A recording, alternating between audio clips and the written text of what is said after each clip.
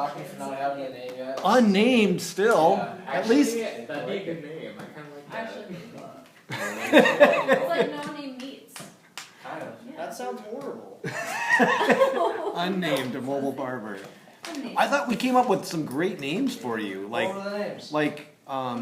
what do we have, like Uber barber, or I forget. No, we had something that was like there was Uber for barbers. Fighting. It's completely illegal. I was gonna say. Copyright laws. No, but it was something like that. It was Oh. like it you could tell that it was Uber-esque, but it wasn't Uber for barbers. Okay. And I From gave a it. marketing perspective, I don't think I would do any playoff words for barber or mobile. It would be a totally arbitrary name that would just be all brand. Like Google, kind of like, but the equivalent of that.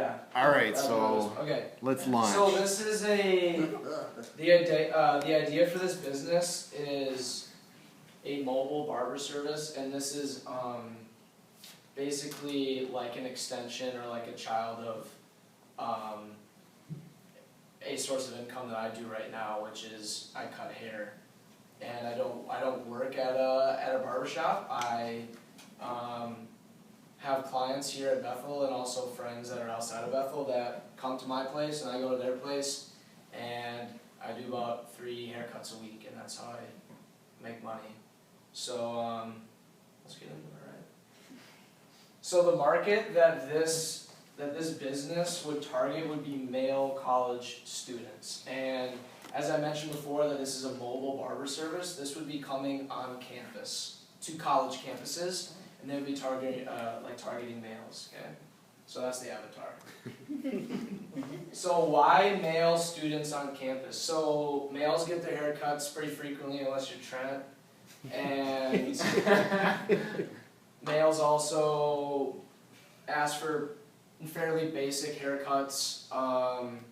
And they're pretty low maintenance as far as their haircutting experience goes and their environment goes. I don't know, Katie, I think sometimes girls want a little bit more of like a comfortable environment and a little bit more services. I'd never get it cut in a truck. Yeah, right. Well, or you wouldn't get it cut in my bathroom either. That's right. But the boys are willing to grind, okay? Low maintenance. So why students? Because students have low budgets. Students are also they're very image conscious. They're in a constant social setting while they're living on campus. Do try to get their haircuts all the time. Also, students are like picked up and dropped in a brand new environment that is college, and they're open to change their current habits, which are of how they get their haircut. I've experienced that's like one of the reasons I believe that I'm experiencing some success right now. So on campus, it's local. You know, campuses, they try to provide everything that they possibly can for students to live on campus and stay here and never leave.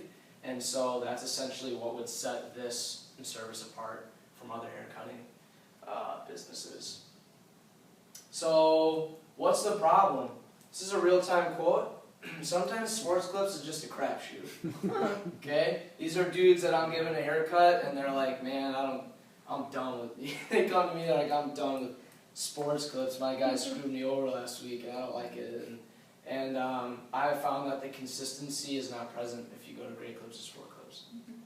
So what are we going to do to sort of, no, sorry, I got ahead of myself. So here's the problem is sports clips and Great Clips and this and that, they're inconvenient, they're inconsistent, and they're expensive. So they're inconvenient because they're off campus, that'd be the only inconvenience. Also, there's a little bit of wait time and scheduling. There's not really like a personal, you're just like a number. That would be like a chain as opposed to like a barber shop, which you have like a personal relationship with them, but I'm just talking about chains right now. I'm not getting into barbershops, I said. So inconsistent, you often have a different person cutting your hair every time you go in. That leads to a little bit inconsistency in the quality of your haircut. Also the availability, whether it's like busy like some days and busy other days, is a little bit inconsistent too.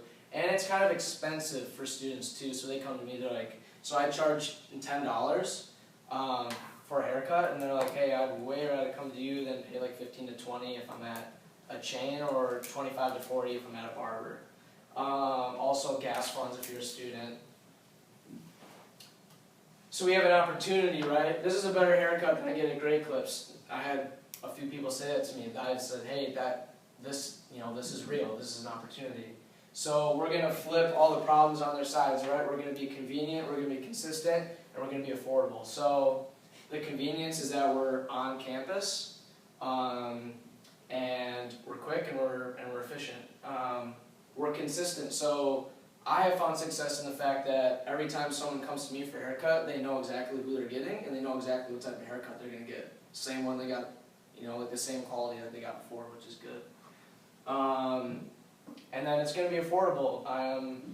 That is also why I believe people come to me, is because I charge less than a Great Clips. Now, in terms of a business model, I don't know if I could just, charge 10 if I'm gonna start to have expenses. I don't have any expenses right now. But I don't wanna raise my price above chains because I'm offering more convenience and more consistency. I wanna stay affordable, and I wanna hit them with the additional services. So ultimately, like the value proposition is where the benefits of a barbershop and a retail chain collide for less. So it's that personability, it's that consistency, it's that relationship. Like someone texts me like, yo, Luke, I need a cut, but I want something different. Like, can you think of something for me? And I'm like, yeah, I'll think of it for you. and then like retail chain, it's gonna be like walk on in, like sit down, like it's quick, like it's snappy, and it's a standard price. So my unfair advantage is that people like to not go off campus. That's a double negative, spoken like a true college student. So people don't like to go off campus. That's kind of my unfair advantage that no one really does right now. It's going to be a service on campus.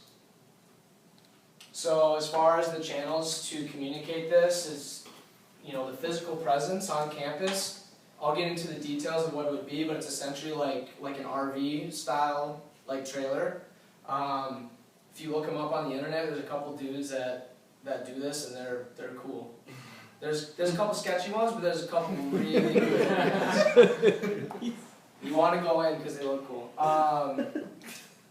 Word of mouth. All of my business right now is entirely word of mouth. I've never tweeted about this. I've kind of thought of a lot of good social media ideas to extend my business, but I've never needed to. I oftentimes don't have time to get all my appointments in with homework and sports. So I've never had to do anything besides purely word of mouth.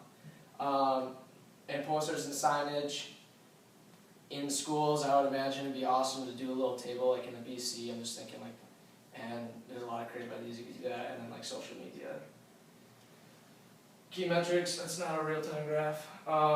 So this is a little bit of a progression of what I've done. So in 2014, I was a sophomore. I started cutting my own hair. My mom cut my hair growing up, so I'm like, oh, this is possible. So I had a pair of clippers that my parents got me for Christmas, and I was rocking a big-time Macklemore cut, and I was just buzzing the sides, and the top would just flop, and then every now and then I'd go home and I'd get a trim. But eventually I learned to use the scissors, and I was doing my own hair, I was doing my roommates, and I was doing my brother and my cousin and whatever.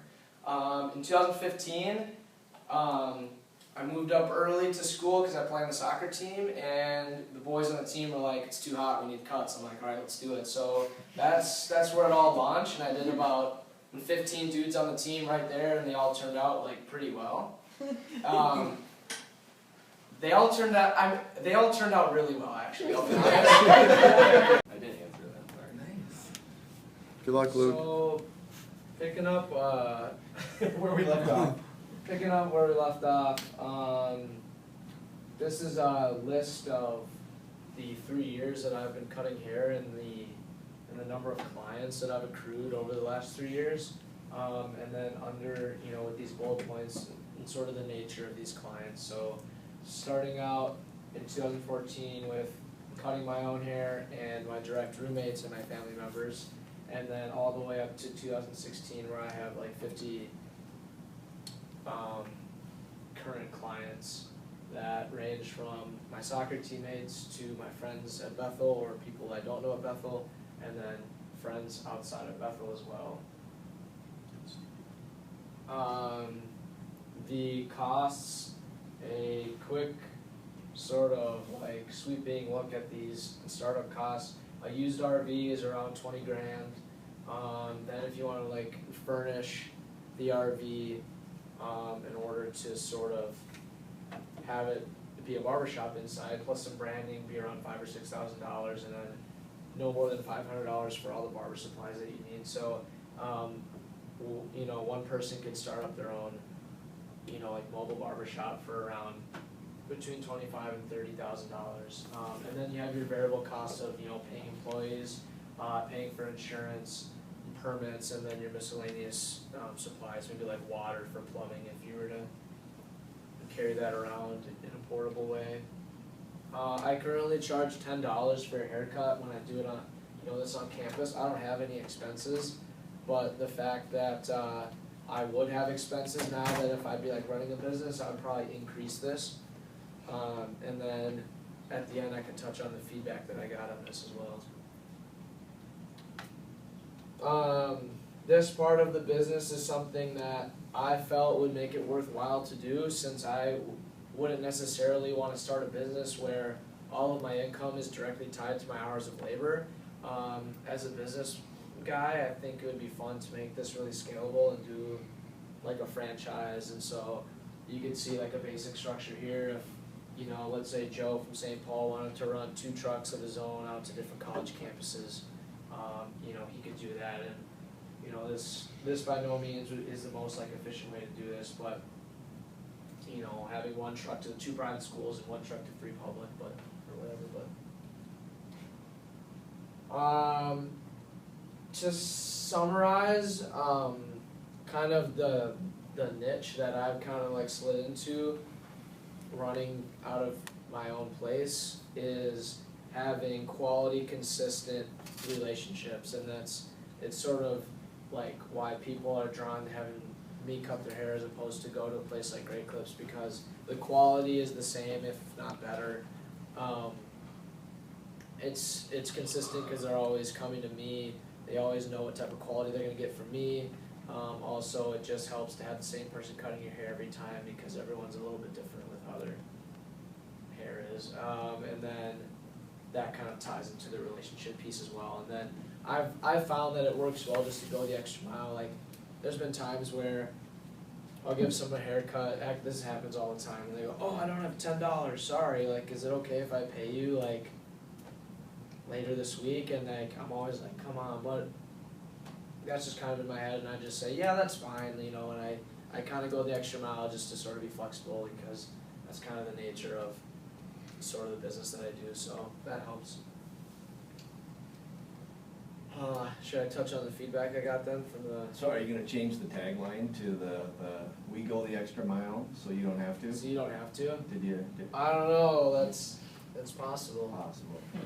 Yeah, why don't you, I did catch some of the Q&A in one of the little videos afterwards, but why don't you, this is a good transition into one of the things I wanted to do today, was just kind of go back to our Shark Tank and, all right, what are you processing after that? So I guess before that, maybe we have a shark or two that has a new question to ask, and then, yeah, what do you, after those questions are asked, what are you thinking as a result of what happened to you today? I know a guy selling his band's old tour bus Really? for $2,000. For what? $2,000. Wow. Talking to the wrong guy. Yeah. Yeah, that was in your long-term plan, not your near-term plan. We can make it work. It might motivate it. Motivate us a little bit. Maybe he can use it during the day for There you cuts, go. and then you can Yeah. use it at night. You can split the cost. For sure. A bus would be cool because you could fit like 3 like stations inside a buck. There, yeah, 3 chairs, and then you could roll guys in and out. That'd be cool. But as far as like franchising goes, you would want sort of all of the trucks or the buses or whatever to be pretty uniform. So you eventually want to be able to maybe hopefully partner with a company and say, hey, can I get this at a discounted price if I you know continue to purchase this exact model or whatever. But so transitioning into what the feedback I got, some of the people like well, the one guy goes, you shouldn't franchise, like, you don't make a lot of money by franchising, and I guess I never even looked into what you make when you're franchising, I just assumed you would, and so I guess I'd have to look into that, but, one really big piece of feedback I got is sort of going back to like, way back here, sort of the three things I wanted to do, which was be convenient, which was to be on campus or like come to the client, be consistent, have that like personal barber sort of like aspect compared to like a chain where you get a different person every time. And then the third thing was affordable, is to not raise my price above kind of like the market standard of a chain. And the feedback I got was like, if you're providing the, like the premium services of the convenience and the consistency, then you can raise your price. And I said, well, there's a problem there because if I'm, targeting students, that's not something that they don't care necessarily about the premium. The price might be a bigger reason why they come to me. And then the other two are just kind of why they stay. But, so his suggestion was, he said, don't go to college campuses, go to commercial places, go to businesses. That way you can, and then you can market your company as a premium service, as a personal barber instead of like the mobile barber. That way you can be convenient and consistent, and then you can raise your price, and then you're trying to sell people that actually have money. And it's still kind of that same thing where you're like on a campus, but it's work. So that was the biggest piece of feedback I got. But I don't know if I personally would. I wouldn't want to be cutting hair for a living, but there are people out there that do. And if I hire this is like some of the stuff I thought about after the fact. If I hire a barber to do this for me, and I franchise, then I feel like then that's going to be worth my time to run a business, having employees doing the hair cutting. If I don't franchise, if that's not going to make me enough money, then what's going to stop my one employee from just starting his own truck? Why is he just going to give me a cut of all his money? So I don't know. That was a little bit of a sticky situation I sort of thought about, but that's where I'm at. Patented. Well, I Patented? don't think most people who cut hair are interested in going through all the headaches that you have to go through to To be a create. business. They're passionate about cutting hair. They just want to cut. Or maybe they're not even passionate about cutting hair, they just do it because that's what they're skilled at and they can make a living with. So Yeah. somehow, whether it's like an hourly wage, but I'd also want to like reward them for like doing more cuts Right. too, so. And not just more cuts, but also the return visitors. Yeah. And you wanna kinda, True, so maybe you think it is possible to sort of kind of arrange it in a way where they wouldn't just this leave is, me? I was so excited about Tuesday night, you all did a wonderful job.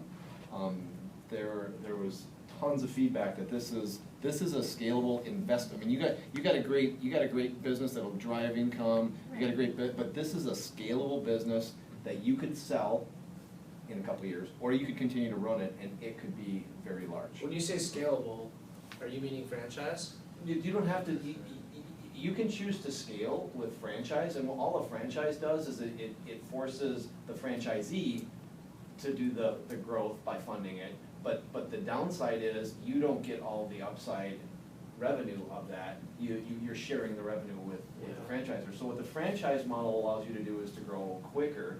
But the other way you could grow quick is if you found the right investors, or there's nothing that says that you have to buy all of these vehicles right away.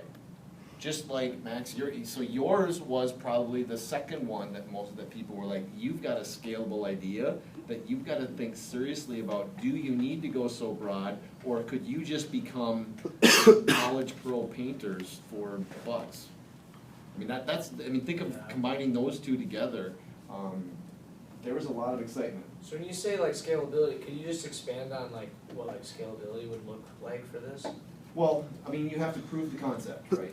You know, we're gonna do an MVP, so you are gonna have to lease or buy one vehicle, or you could even step back and say, I'm just gonna see if businesses are willing to buy the services. So one MVP would be to do what we saw with the people from California, where instead of having them come out to the mobile unit, you actually bring the mobile unit inside and you get agreement, in a conference room to set up for, I don't know about the legalities of that, but you'd have to work that out, but one of your MVPs would just be to see, hey, could I partner with a business and they would be okay with me setting up shop? And then if they're okay with that, then you go, well, how about if I park on this, in the parking lot on Tuesdays, are you okay with that? You don't necessarily have to buy a vehicle, you could lease a vehicle. You might have some big penalties when you bring it back. But if you've proven this with increasing revenues year 2 and year 3, like you did here, your lease could turn into, you could end up buying that vehicle and use that as the prototype for your 2nd and 3rd and 4th. So I think it's very doable. The big issue. The biggest issue for me is going back to all the locality and municipality regulations around hair salons have way more, you just have to figure that out before jumping in. And then you also do, I don't remember what the guy's name was. Michael, from E-Tail or? No, the guy who just moved back. Oh, Adam, yeah. Do what Adam was saying, you get some of Ted's root beer, you get some nice grain belts, you give him a beer too. Root beer. Not on the college campus, but, No. Well, unless you go down to Mankato. Oh, yeah. Yeah, that works. Yeah. I need to use a liquor license though. Yeah, Right. true, that's Not not if you good. don't sell it, not if you don't sell it. Ah. Oh, yeah. You can serve it, but you can't sell it. Right. You could kind of build it into the price of the haircut, but like, not really, All right, let's hit pause on there. Here's what away. And if you did that, you'd have 10 haircuts. Yeah. Yeah, This is a great idea. ahead of time, Like, this is a great idea. That's what we told him. You We need said, to- this has got legs. Yeah, you need to do it. It takes me 3 weeks longer to go get a haircut because I can't get home in time. Yeah. And I feel guilty about going and spending half hour getting a haircut versus going and seeing my kids when it's 7 o'clock at night. I love See, and when I worked at United Defense, Maybe or when I'm you not look at any interested in fairly major, Commercial is the way to go because Yeah. you have people with money who are With willing money, to pay. because that's my problem is people here, they're not gonna pay a premium price, No. that's why I make money, because they come to my bathroom and then they. you it's go $10. you go to Medtronic if you can get Yeah. a license with them. Or you go to United Defense. You go to a lot of places where Target, any of those guys. Yeah. United Health Group, they have a And huge if- campus. Have you ever been downtown and seen all the food trucks? Yeah. Like go to lunch? Get yourself a truck like that, don't bother with an RV. Yep. the issue he has is the licensing on hair care is like, and the regulations on hair care is worse than any other industry. What? Why? No, Getting certified. Well, no, there's all kinds of city ordinances left and right on Oh, hair care health things that and- are not health, I mean, that are for haircuts. And when I did a quick look on it, it was like, that is the one place where lots of other services, there's nothing. But all of a sudden in here, now you get over it, because clearly they're doing it in California, but I think there's local ordinances in lots of places. It isn't like there's a statewide ordinance that he has to sign up and he's good to go. So there could be some barriers that make this a little bit difficult. But he should overcome those. Yeah, who cares? This is a great idea. It is. If it happens though on a non-public, so if it's a commercial space and it's a non-public space, is that an issue? I don't know. Like I can hire a masseuse to come in and massage my Right. my employees Yeah. for 15 minutes without Well- any issue. And Uber disrupted taxi service because they got around some of the regulations, so I don't know if this could as well. Personal barber, commercial. personal Yeah. barber and go the Personal commercial barber. route Yeah. instead of the student route. Do I it. can have partner with 9 businesses people that would and- do it today. Yeah. I would do it today. You kidding me? Yeah, Yeah. like Easy. If I had if you more have a hair, I'd do card. it You need too. to He Yeah, puts that's- students on there. He has one faculty member that's gotten a haircut too. Was it you? It looked good when he Yeah, cut yeah, it. yeah. Yeah, yeah, yeah, yeah. When he cut it, my wife said, "He's your